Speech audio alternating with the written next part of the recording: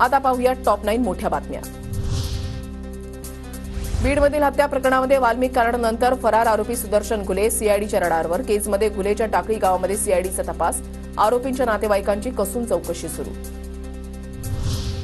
बीड संतोष देशमुख हत्या प्रकरणामध्ये एसआयटीची स्थापना, पोलीस उपमहानिरीक्षक बसवराज तेली यांच्या नेतृत्वात एसआयटी काम करणार, 9 पोलीस अधिकाऱ्यांचा समावेश। बीड पोलीस ठाण्यामध्ये अचानक नवीन 5 पलंग कसे, आरोपी वाल्मिक कराडावरून रोहित पवारांना शंका, फक्त बीडच का, सर्वच पोलीस ठाण्यामध्ये स्टाफसाठी एवढी तत्परता दाखवा म्हणत प्रशासनावर रोख। बीड पोलीस ठाण्यामध्ये पलंग नाही तर कॉट आणल्याचा प्रशासनाचा दावा, माध्यमातील पलंग आणल्याच्या बातम्या चुकीच्या, बीड शहर पोलीस ठाण्यामधल्या सूत्रांची माहिती। जळगावच्या पाळधीमधील राड्या प्रकरणी 7 संशयितांना 2 दिवसांची पोलीस कोठडी, 25 जणांच्या विरोधात गुन्हा दाखल।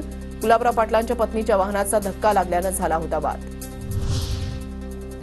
जळगावच्या पाळधी गावामध्ये 2 गटातील वादाचं प्रकरण, संचारबंदीचा आज दुसरा दिवस, आज रात्री 8 वाजेपर्यंत संचारबंदीचे आदेश लागू राहणार।